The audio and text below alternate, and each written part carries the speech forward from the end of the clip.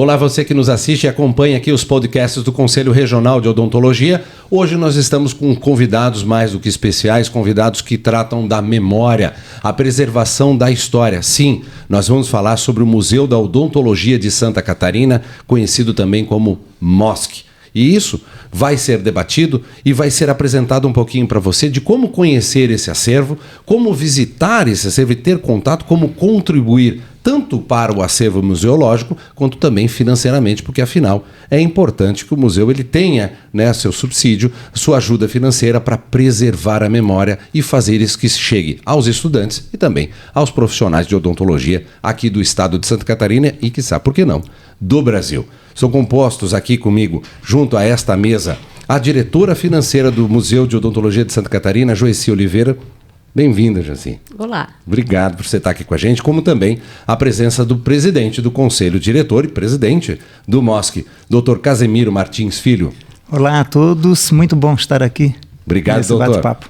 E não menos importante, a honra de tê-lo aqui comigo, o presidente do Conselho Regional de Odontologia, Dr. Wilson Andriani Júnior. Tudo bom, professor? Tudo bem, é um prazer imenso estar aqui participando com essas duas autoridades do museu, né, que têm, de forma espontânea e dedicada, né, não deixando que essa chama do museu se apague, né? E vamos mantê-la mais forte do que nunca, até trazendo essas informações importantes, mas para as pessoas conhecerem a história, o que é o MOSC, como é que é a sua origem. Vamos falar um pouquinho disso? De onde se originou o Museu de Odontologia de Santa Catarina, doutor Casemiro? O museu ele está previsto no Estatuto da Academia Catarinense de Odontologia. É um projeto de preservação da história da odontologia, não só no estado de Santa Catarina, como da história da odontologia brasileira. Esse projeto ele iniciou com a assinatura de um documento, que foi um protocolo de intenções, em 2004, em Joaçaba, entre as entidades odontológicas. O Conselho Regional de Odontologia, Associação Brasileira, Academia Catarinense e o Sindicato dos Odontologistas do Estado. Só que esse projeto ficou adormecido ao longo de algumas décadas, até que em 2019 a Academia retomou o projeto e ele aí está, após 4 anos, quase 5 anos de execução, já sendo ativado com exposições no Estado, em entidades de ensino, em museus, enfim. Então, é um projeto hoje capitaneado pela Academia Catarinense de Odontologia e agora com grande apoio do Conselho Regional de Odontologia, que passou a ser nosso parceiro mais efetivo e atuante nesse projeto. Doutor Wilson, hoje, para o Conselho Regional de Odontologia, que sempre preservou e tem uma aproximação com seus inscritos, vamos assim dizer, e também com o relacionamento da sociedade, demonstrando todo o histórico e a importância da profissionalização, da retidão e principalmente da ética. Ética está relacionada diretamente também a essa entender, compreender e acompanhar essa história, né? Sim, eu acho que o papel do Conselho hoje, eu acho que é importante a gente... eu diria que não seria nem um chamamento, seria como é que seria? Seria uma convocação, né? Ótimo. Para que os nossos associados, os nossos dentistas, viessem a participar, a se associar ao museu. Estava conversando com o Casemiro há pouco tempo, a anuidade do museu, a semestralidade, ela está em torno de R$66. Se a gente dividir isso por 180 dias, isso não dá nem 50 centavos. Então, acho que essa participação, não só dos nossos dentistas, dos nossos inscritos, mas também é importante um chamamento às empresas e às nossas indústrias que existem aqui no nosso estado, né? Para essa ajuda, eu acho que é importante para a preservação da nossa história, né, Casemiro? Com certeza. Onde as pessoas já podem... Eu estou olhando aqui, eu estou acessando já de curiosidade o site do MOSC, né? mosc.org.br. onde a gente já encontra as primeiras informações, um pouco delas que nós estamos colocando aqui. É uma entidade que ela começou pela associação, o presidente colocou, de diversas associações da ordem da odontologia aqui no estado e que já vem construindo esse acervo decorrente dessa última década, vamos assim dizer. Muito é por doação, doutor? Todas por doação. Todas. Isso surpreende, inclusive, as entidades museológicas que já me perguntaram como é que nós conseguimos todo esse acervo num curto espaço de tempo. Nós realmente recebemos doações de profissionais ou de familiares, porque muitas vezes o profissional já faleceu, a família detém ainda esses materiais nas suas residências e eles doam todos esses equipamentos, materiais, instrumentais para a coleção do museu.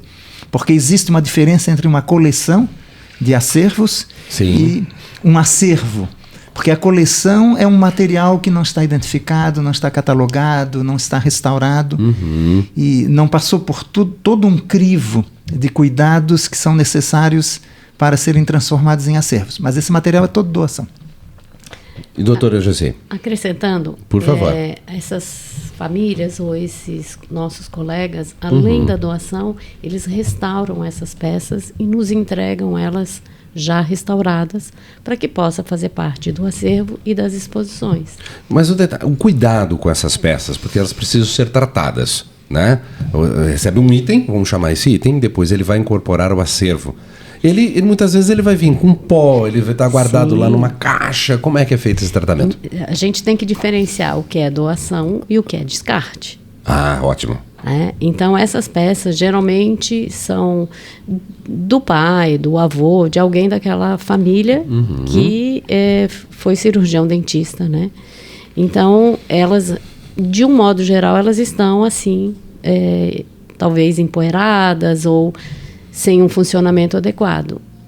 Essas famílias ou esses doadores levam para restauração para que o MOSC então possa incorporar o seu acervo com essas peças devidamente restauradas e acondicionadas em caixas com base de madeira e um acrílico em volta, né, uma capa de acrílico para que possa ser então conservada. Essas peças, depois que elas são incorporadas, obviamente, elas recebem uma catalogação. Isso. E elas podem ser encontradas, que eu observo muitas vezes, já vejo aqui, pela própria página do MOSC, e algumas delas até em exibição no próprio Instagram.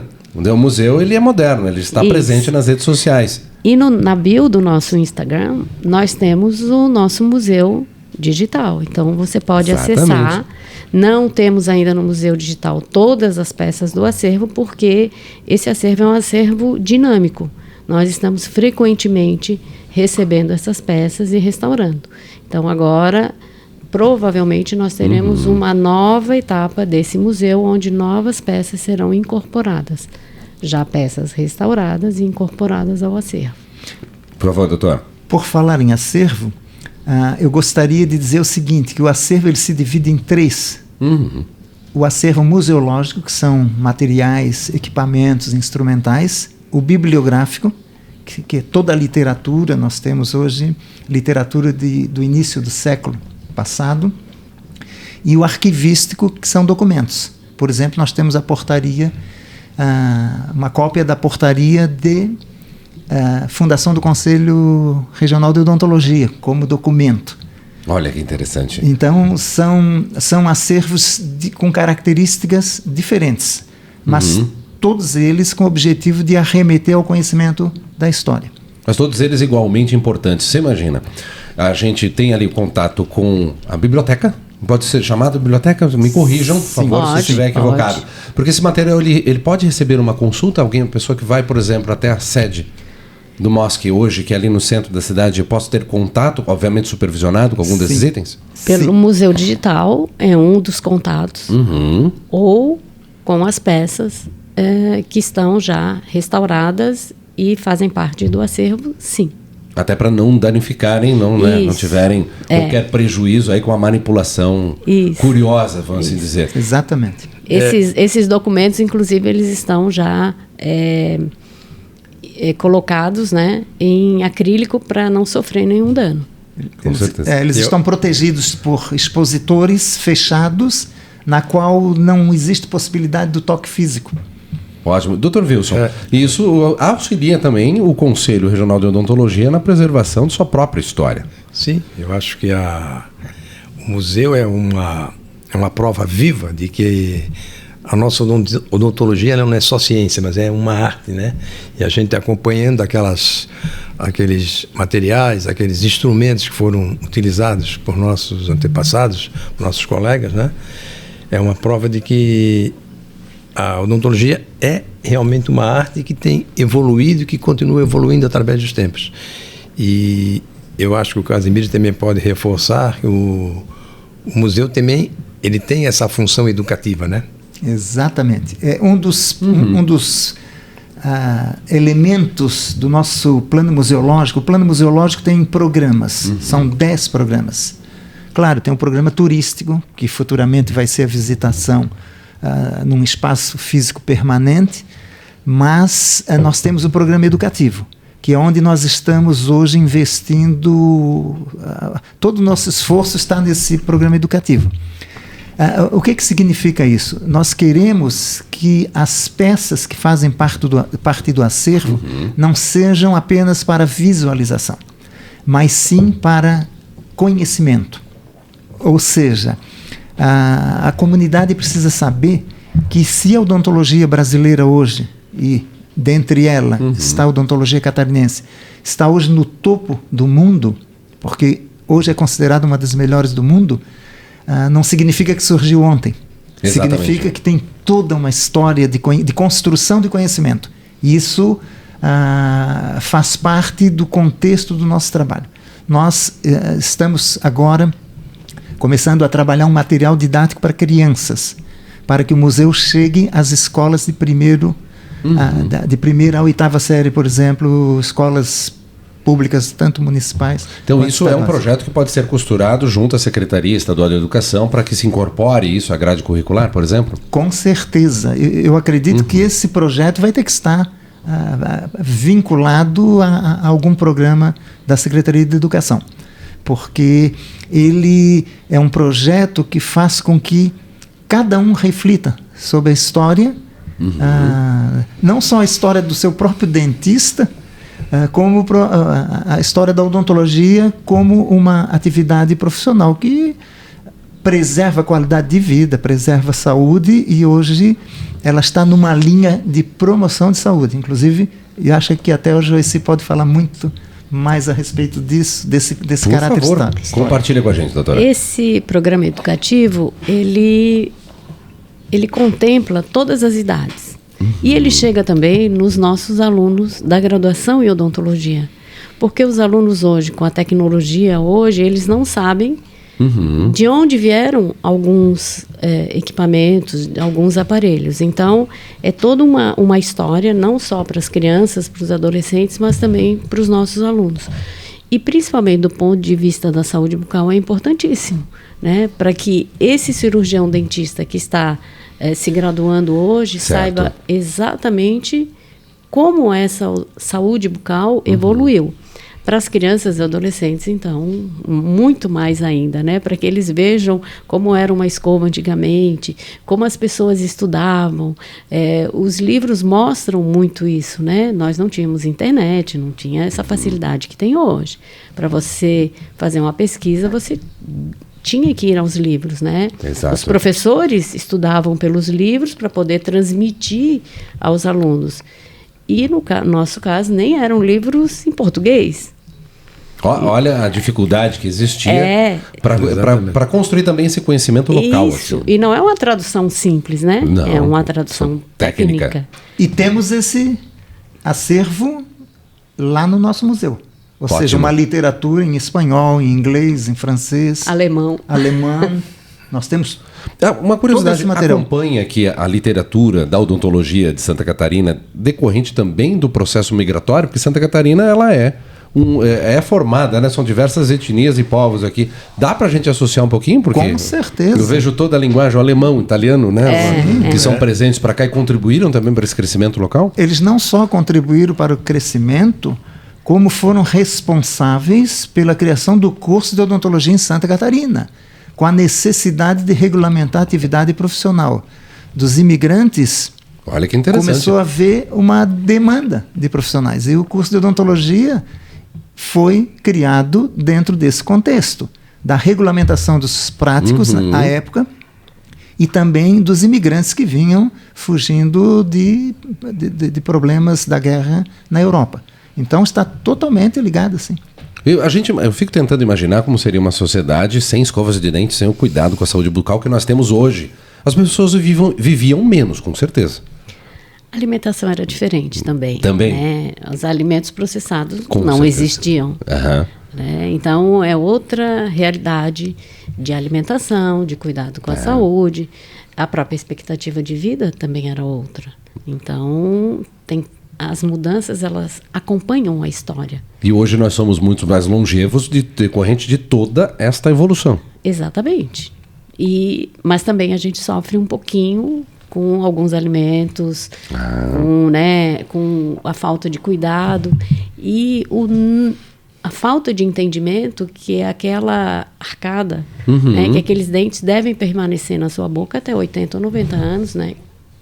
Principalmente Santa Catarina tem uma média, né, de vida mais alta. Exatamente, nós somos um dos estados que conseguem, né, ter essa qualidade de vida plena, vamos assim dizer, né? Até altas idades que estamos deixando. Hoje a gente brinca com o Estatuto de Idoso, talvez tenha necessidade de ser atualizado, né?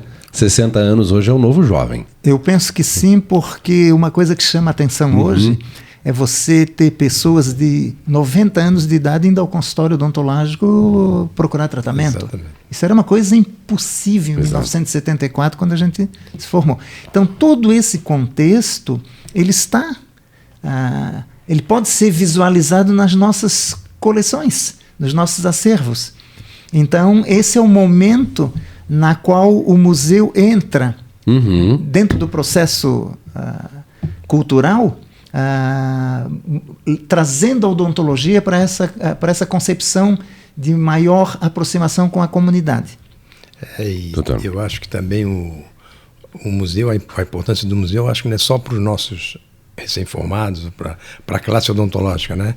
Mas principalmente para a sociedade, né? Para entender essa evolução que foi ocorrendo e que tem um objetivo só, que é melhorar a saúde da nossa população. Então, eu acho que o museu tem essa função também, e a gente torce, né, para que a gente possa ter em breve um local fixo para o nosso museu, e que seja um museu aberto à visitação pública, né? A pessoa vai lá, paga uma taxa, visita, conhece e isso eu acho que também, penso eu, serve como um motivo de inspiração até para os nossos novos dentistas, né? E candidatos também. Vamos falar sobre isso, por exemplo, o contato com o acervo. A gente sabe porque no museu virtual a gente tem um contato à distância, né? As fotografias bem feitas, o material está catalogado, mas esse contato presencial, essa troca de energia, de eu ver um objeto, a tecnologia como era antigamente, os documentos históricos, né, os registros e também a literatura, ela carece hoje de uma sede fixa. Perfeito. Como nós já sabíamos que teríamos essa dificuldade inicialmente, a partir da implantação do museu, nós criamos um programa de exposições itinerantes. Então, independente de não termos ainda uma sede física, nós hoje fazemos exposições no Estado. Em unidades de ensino, universidades, fazemos em museus e estamos percorrendo o Estado mostrando o nosso acervo. Até teve uma exposição recente agora no sul do estado. Exatamente. Nós tivemos recentemente finalizado uma exposição na Unesc, em Criciúma. E qual a característica dessa exposição? Nós não levamos peças para mostrar. Nós levamos peças para, além de serem expostas ao público, quando ele poderá fazer o contato visual, mas nós fazemos atividade ao longo da exposição. O que significa isso? São levadas crianças, se faz programação de aulas no museu para crianças, palestras, bate-papos. E, curiosamente, nós tivemos a oportunidade de pela primeira vez, levar um cabeçote de raio-x aberto nunca tinham visto, raríssimas as pessoas que tiveram a oportunidade de ver um aparelho desse exposto internamente, mostrando como se forma o raio-x dentro do aparelho. Então, foi feita uma atividade em Criciúma. Então é além da odontologia, a gente está conhecendo como funciona o aparelho de radiografia. Exatamente, mas você veja que esse aparelho é um aparelho antigo, e o professor que ministrou essa palestra foi o professor Delmo Tavares, professor aposentado da Universidade Federal, especialista em radiologia, que brindou a plateia de professores da Unesc com essa atividade. E grande maioria ali nunca tinha visto um aparelho internamente. Então você veja que com isso nós vamos desbravando a área de conhecimento até para pessoas que são técnicos, são da área, mas não tinham tido a oportunidade. Ou seja, o museu ele não é feito somente para aqueles que atuam na área da saúde bucal. Ele é para a sociedade. E também eu acredito que deva melhorar até o próprio relacionamento por esse contato dos próprios cirurgiões dentistas e demais profissionais conseguirem passar um pouquinho no dia a dia do que é seu consultório. Eu me lembro da minha cirurgiã dentista, quando eu era jovem, pequenininho, que ela sempre contava uma história que não era botar uma história em quadrinhos ou, por exemplo, um desenho para assistir. Ela explicava didaticamente do porquê, o cuidado, porquê do passar o fio, a fita dental, mas isso sempre era associado a uma questão teórica que no meu tempo era feito de forma lúdica, obviamente, né? E continua. E continua. O próprio conceito, né, da saúde bucal, ele foi se modificando ao longo dos anos. A odontologia já foi muito mais curativa e hoje ela é muito mais preventiva. Então, as crianças hoje já faz parte da necessaire dela um creme dental e uma escova de dente. Né? E alguns paradigmas foram sendo quebrados para que essa odontologia hoje, então, fosse mais preventiva, se promovesse mais a saúde bucal e menos a doença. O ideal é a gente chegar antes da doença. Exatamente. Que aí a gente consegue promover a saúde. Essa é a intenção. Então, a sua odontopediatra, ela devia fazer isso de forma lúdica, né, passando a você conceitos importantes para preservar a sua saúde bucal. A importância de passar o fio dental, escovar o dente. Isso. Né? E o interessante é que esse contato, ela trazia um pouquinho dessa história que ela dizia, olha, antigamente não tinha essa escova aqui, não tinha esse acessório. Então olha como você hoje tem uma facilidade que antigamente as pessoas não tinham. Diziam que o dentista, eu não peguei essa época, que o dentista ele não tinha os motores elétricos, né? Que eram tocados no pedal. Eu ficava curioso, eu disse, não sei, conta mais.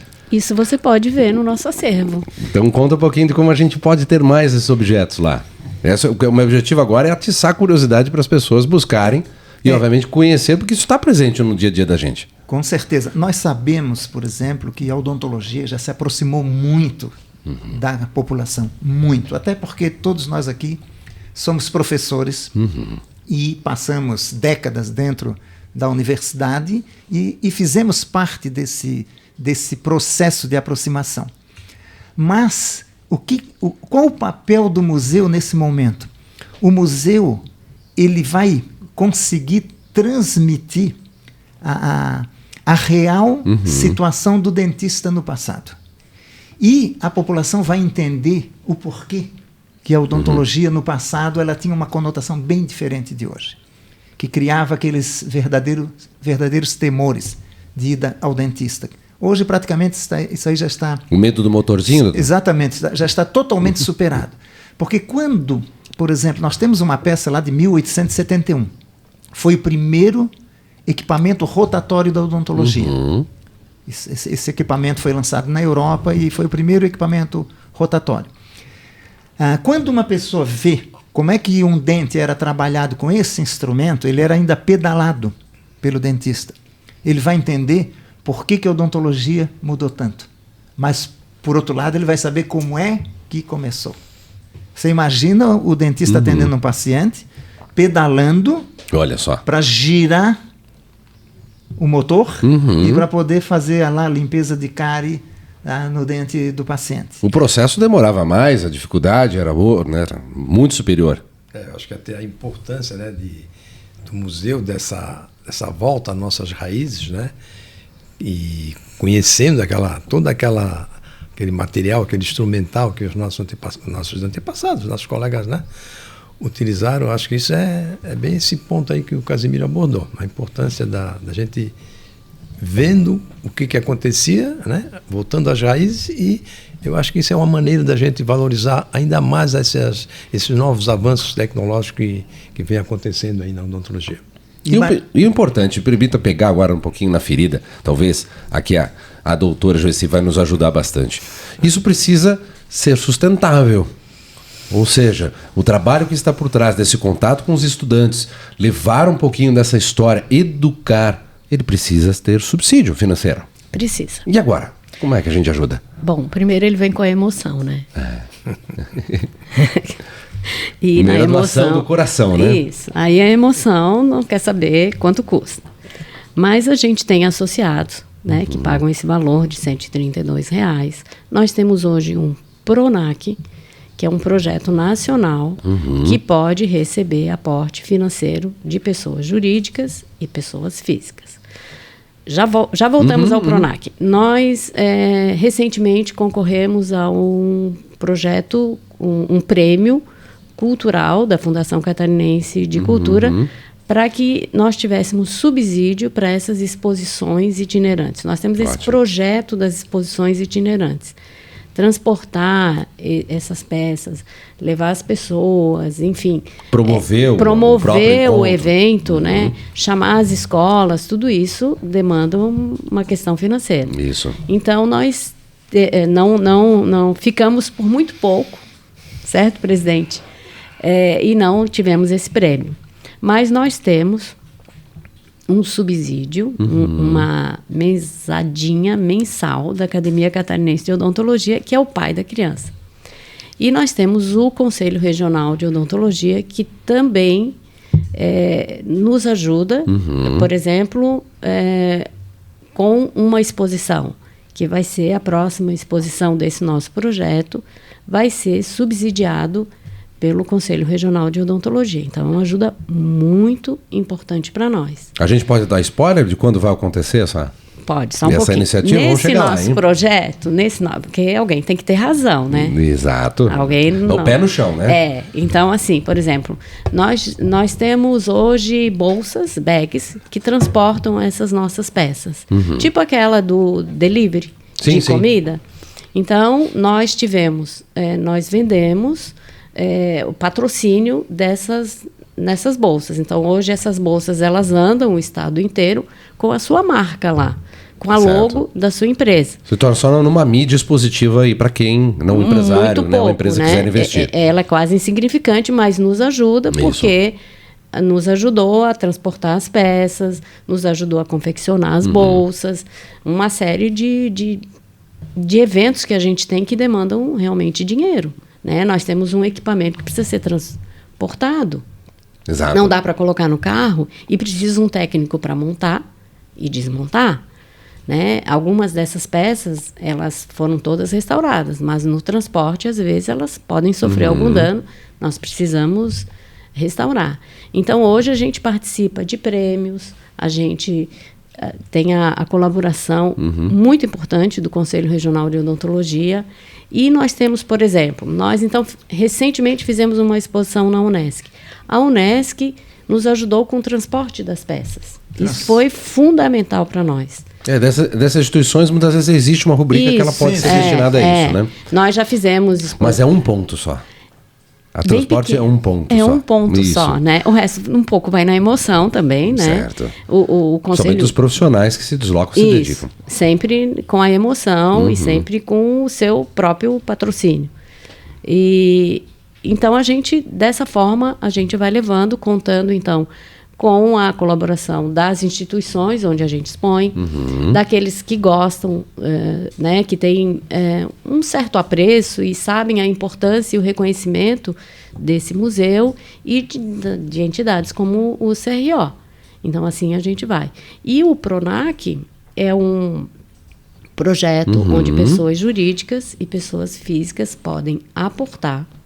Pessoa jurídica até, na realidade, é um aporte do que ela vai pagar de imposto de renda no ano seguinte. Certo. Né? Então, a pessoa jurídica pode aportar até 4% do imposto e a pessoa física 6. Similar à Lei Rouanet.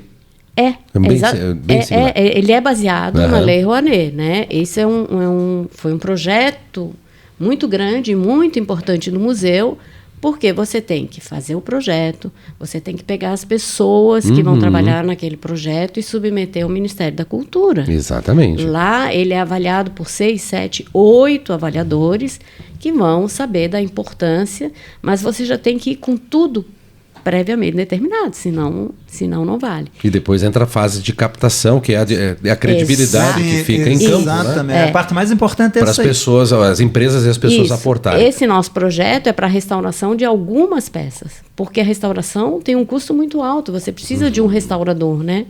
E não dá para ser amadores, né? Não. Tem né? que ser profissionais. Não, né? Em nada. Em nada. Nada do projeto, nada. Nós não trabalhamos de forma amadorística. Nós temos profissionais que nos assessoram em todas as áreas. Certo. Dentro das nossas disponibilidades, né, financeiras, nós temos o pessoal do marketing cultural que constrói esses projetos, né? Claro, nós participamos. Nós temos o pessoal da mídia digital que construiu o nosso site e construiu o nosso museu digital. Enfim, nós temos profissionais que trabalham. Eu digo de partes mais sensíveis que elas não podem, por mais que exista o amor, o amador, aquele que ama o que faz, a manipulação de um item raríssimo ou do documento histórico, ela não pode ser feita de uma maneira... Não pode ser negligenciado, né, esse cuidado. E esses profissionais, eles precisam ser remunerados. Exatamente. Até o projeto que a gente fez para ser submetido ao Ministério da Cultura, a gente precisou chamar uma empresa especializada nesse tipo de projeto, né? Porque são muitos os detalhes. Nós, professores, sabemos fazer os projetos, mas a gente não sabe exatamente o que o Ministério da Cultura exige. A gente tem, claro que a gente tem subsídio científico para fazer, mas principalmente a parte financeira, todas as etapas do projeto têm que ser detalhadas ali e muito bem detalhadas. E elas são auditadas, né? Você só pode fazer a movimentação dos recursos após a aprovação também do Ministério. E documentado especificamente para aquela finalidade, que é outro fator importante. Exatamente. Mas eu queria voltar só num tópico. Claro. Que eu acho que é importante nós frisarmos que pela primeira vez a odontologia está indo ao encontro do cirurgião dentista e solicitando o suporte, o apoio ao projeto sem pedir um centavo para o dentista. Porque esse dinheiro do imposto de renda, ele não está doando, ele está simplesmente aportando um imposto 6% do imposto que ele teria que pagar.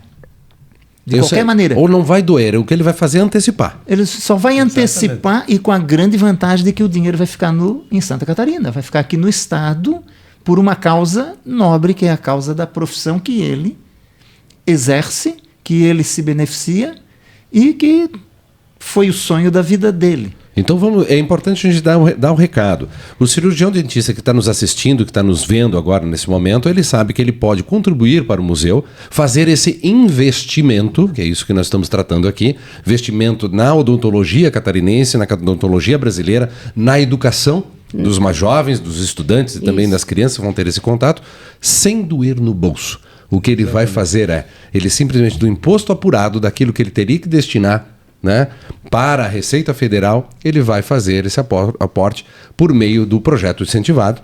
Isso. Que depois a gente vai deixar sim o link de contato para você, como você pode contribuir. E, aliás, isso já está divulgado, estou olhando aqui, tanto no portal quanto também no arroba Museu da Odontologia MOSC, Museu da Odontologia MOSC. Aí é fácil de você ver as informações e também, se precisar entrar em contato, tirar suas dúvidas. Mas tem uma data, não tem, doutora?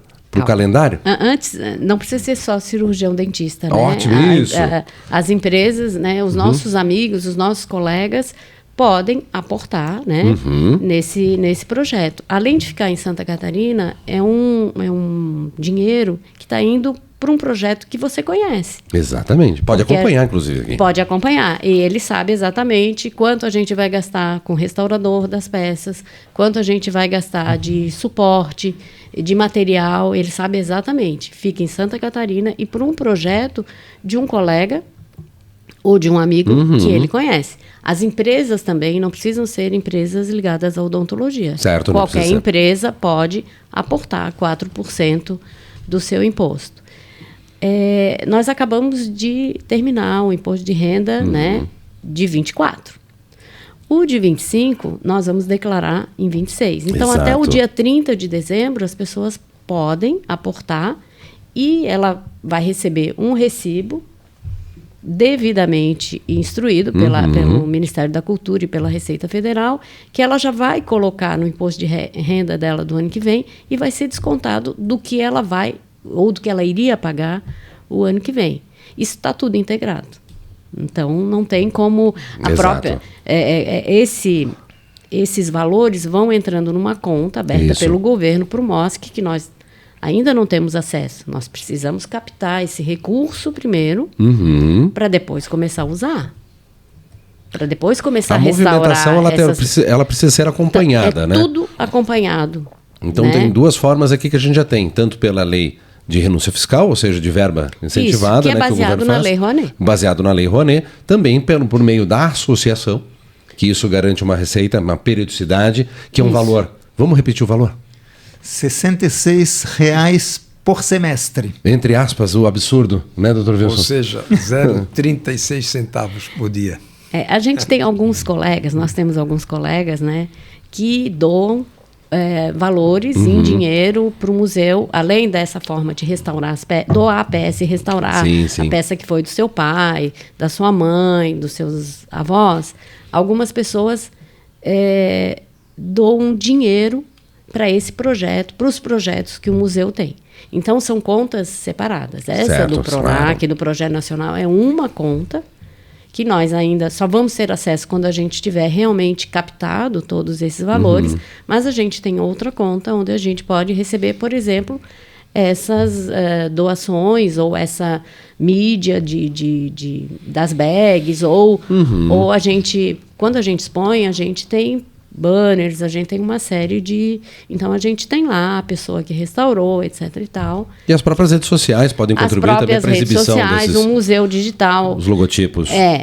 Quem contribui vai ter um link para a sua empresa. Então, tem várias formas de contribuir. São diversos canais aí de retorno midiático que o museu pode fomentar, né? Já fomenta, Isso. ele já construiu, mas incentivar para que você tenha esse reconhecimento também social e visibilidade até importante, né? Educacional, que é o mais importante, doutor Wilson. Doutor, como professor durante muitos anos, aí pode sentir de perto e sente, né, de como está lá nos estudantes na universidade, de como aquela bagagem já no ensino familiar, no ensino fundamental contribui.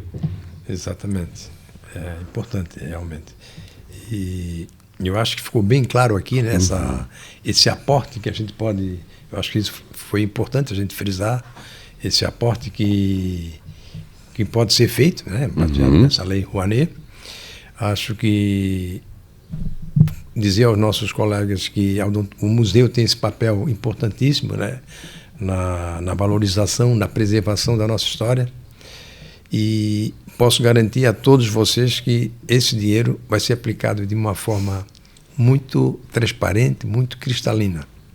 Não é verdade, Cláudio? É verdade. E também é importante enfatizar que todos os recursos que chegam ao museu, eles entram numa conta oficial. Os diretores do MOSC não manuseiam, em hipótese alguma, dinheiro em espécie. Todo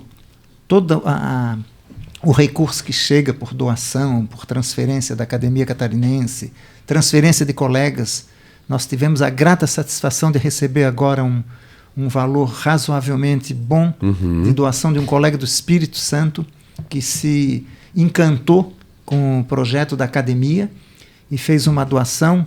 Tudo isso entra na conta do MOSC e está à disposição de quem quer que seja. É auditável. É total e transparente. 100%. Transparente. Os relatórios estão no site, as contas, prestação de conta, aprovações, está tudo à disposição da comunidade, porque foi falado aqui uma palavra no início que foi credibilidade. Exato. Realmente, a credibilidade vai ser a mola propulsora do museu no contexto dos seus projetos. À medida em que nós formos sedimentando essa credibilidade, e eu falo em credibilidade, não é no sentido de desconfiança de alguma coisa, mas no sentido da existência do projeto de forma realmente concreta. Ou seja, um projeto que não funciona apenas emocionalmente. A emoção precisa existir, mas é 5%, 95% tem que ser razão. E razão está sempre relacionada a bases sólidas para o funcionamento do projeto e para a longevidade do projeto. Esse é esse ponto que eu ia tocar, bem que o senhor trouxe. A longevidade, né, a gente vê que a iniciativa do museu ela já vem adquirindo a sua experiência no decorrer dos anos, né, do que já crescendo no seu acervo, nossa parte documental, mas a longevidade ela se dá pelo sucesso e os resultados que entrega. Né? Tanto da boa gestão, da transparência, principalmente do contato e as pessoas sentirem a presença do museu no seu dia a dia e ser acessível. Por isso que eu queria provocar o seguinte: a gente pode falar de planos futuros, podemos falar de calendário, quando a gente vai ter a próxima mostra itinerante, o que está no plano de vocês? O plano museológico ele faz uma projeção das atividades para 5 anos. Ótimo. Então, o nosso plano museológico já está chegando no 5º ano e em breve nós vamos ter que revisar esse plano museológico. Então, claro que nós temos projetos. Por enquanto, nós cumprimos todos aqueles que estavam previstos dentro do planejamento do Conselho Diretor do MOSC. Então, por exemplo, esse ano nós temos essa exposição prevista para Lages, essa que o Conselho está nos dando todo o suporte. Ótimo. Né, logístico, financeiro, enfim. Está previsto também uma exposição aqui no Beira-Mar Shopping. Ótimo, em grandes centros comerciais também. Isso, já iniciamos conversação, já fizemos uma reunião lá no Beira-Mar Shopping para alinhar algumas ideias. E uma exposição em Chapecó. Essa não está prevista para esse ano. Nós iniciamos a conversação. Possivelmente vai sair o ano que vem. Mas esse ano nós temos ainda 2 exposições previstas. Por todas as regiões do estado. Uma agora recente no sul. Isso. Está prevista para a Serra Catarinense. Isso. Capital e vai para Chapecó também lá no oeste. Exatamente. Mas é claro que nós sabemos que nós não podemos viver só com exposições itinerantes. E nós precisamos ter um espaço físico para instalarmos o museu e definitivamente o projeto finalizar a sua implantação, a fase de implantação.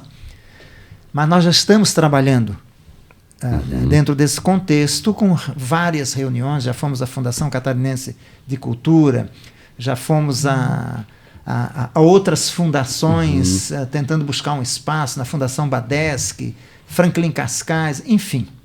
Já fomos ao Governo do Estado, fomos à Universidade Federal e nós estamos num processo de conversação. Certo. E acreditamos que esse próximo passo, claro, vai demandar um tempo, porque demanda muito recurso financeiro. E depois vai fazer a manutenção, né? Exatamente. Não basta você só ter a nova casa e não saber como manter. Ou, desculpa, não é a nova casa, né? Ter a casa, depois tem que se fazer a manutenção dela. Exatamente. Então, tudo isso está dentro do contexto daquilo que nós trabalhamos ao longo das discussões do Conselho Diretor. Uma coisa é certa, nós andamos de acordo com as nossas possibilidades. Ou seja... Passos sólidos, firmes, exatamente, seguros. Nós precisamos ter sustentabilidade. Então, tudo que nós fazemos já está previsto no nosso cronograma físico-financeiro. Agora, essa fase da implantação do Museu Físico é um pouco diferente. Essa fase, nós estamos agora num processo de sensibilização de grandes instituições aqui em Santa Catarina. O que eu quero dizer com isso? Você tem que sensibilizar essas instituições para que elas se tornem parceiras e nos ajudem nesse processo de implantação do Museu Físico. Até para quem está nos ouvindo, porque um espaço museológico ele vai requerer alguns cuidados que são diferentes. Primeiro com a segurança, porque ali são itens que não podem ser repostos, né? Não é, você vai lá e compra o novo, ele é um artefato, né? A história está ali. Também controle de umidade, controle de iluminação, o espaço também de circulação e preservação desse acervo. Então são várias, a própria segurança da manutenção do, né? A segurança de quem lá trabalha, a segurança de quando ele não estiver aberto no período noturno, por exemplo, e obviamente prever um espaço, me corrijam, de expedições, porque quando você precisa preparar, a gente falou das embalagens, né, que podem ser patrocinadas, o invólucro de sair daquilo ali num caminhão, num carro, para uma exposição itinerante. No nosso plano museológico, a gente tem também já projetado exposições dentro do espaço físico. Exatamente. Né? Então, a gente pode falar um mês sobre promoção de saúde bucal, outro mês sobre a importância da tecnologia na odontologia. Acho que outro ponto importante ressaltar é que o nosso museu já nasceu com certidão de nascimento, ou seja, nós temos, além do plano museológico, o regimento e o estatuto, e somos um museu, devidamente registrados como um museu. Não, porque, às vezes, o que acontece é o contrário. Você reúne as peças, né, numa casa de cultura ou de história e depois vira um museu. Nós não. Nós já nascemos museu da odontologia com toda a documentação necessária e registrada, exatamente para que a gente possa ter um PRONAC, ter um prêmio de cultura e também hoje a gente, com os projetos que a gente tem, a gente submete a algumas empresas. Né? Algumas empresas abrem... eu tenho 20 milhões para essa destinação. Para a cultura. Isso. Então, todo mundo que tem um projeto vai se candidatar. Então, hoje a gente também pode fazer isso. Obviamente há muita concorrência também, né, nessa busca dos recursos. Bastante. Uma etapa você, claro, que é uma etapa criteriosa de você ter a aprovação junto ao Ministério da Cultura, e depois entra a etapa de captação, que entra duas ciências, onde você vai reportar, obviamente, para o Ministério, que isso precisa ser auditado e altamente cuidado, e também gerar retorno para aquele que, porventura, fez seu aporte, investiu, e ele quer ver de como a marca dele vai estar associada aos trabalhos. Por isso a profissionalização, o cuidado e a transparência. Ele quer saber a quem ele está... Exato. A visibilidade que ele vai ter está ligada a quem? A qual classe? Isso. Né? A quais projetos? Não é só o dinheiro que ele investiu para restaurar a peça. Ele quer saber onde aquilo vai acontecer. Então, isso é muito importante. A credibilidade. Algum tempo atrás eu estava... Porque nós estamos inscritos na Fundação Catarinense de Cultura. E a Fundação emite relatórios sobre todos os museus aqui de Santa Catarina. E um dos fatos assim, curiosos é que o MOSC tem plano museológico e está entre os 50% ou 52% das entidades museológicas que têm esse plano museológico. Ou seja, nós já nascemos com um plano museológico assessorado por museólogo. Né? Quem demonstra organização e profissionalismo. Nós contratamos uma museóloga, né? Fizemos um edital, abrimos um edital. Nós abrimos um edital para contratar essa museóloga, para selecionar. E nós tivemos mais de 100 inscritos, inclusive museólogos que nem moram no Brasil. Nós tivemos inscrição de museólogos que moram em Portugal, que moram em outros países. Tamanho a repercussão. Que legal. E essa sua fala em relação a todos os requisitos que exige um museu físico, ela é totalmente pertinente. Ela é tão pertinente que está previsto no nosso plano museológico. A questão no caso do museu físico, por exemplo, a questão da segurança, da localização, da acessibilidade. Acessibilidade, doutor. Da acessibilidade, que é uma coisa importante. Da inclusão. Da inclusão. Enfim, condição, né, de salubridade dos acervos, por exemplo. A questão da umidade é um fator... Ainda mais, por exemplo, nós na capital, a umidade relativa do ar aqui, no maior parte do ano, é acima de 80%. Exatamente, é muito alta. Então, tudo isso está previsto nesse plano museológico. Ou seja, vem com bases profissionais realmente esse nosso trabalho. Até isso também está no radar do Conselho Regional de Odontologia, que acompanha de perto os trabalhos do museu, Dr. Wilson.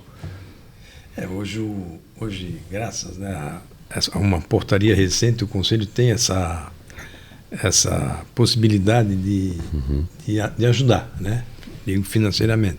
dentro dos nossos limites, né?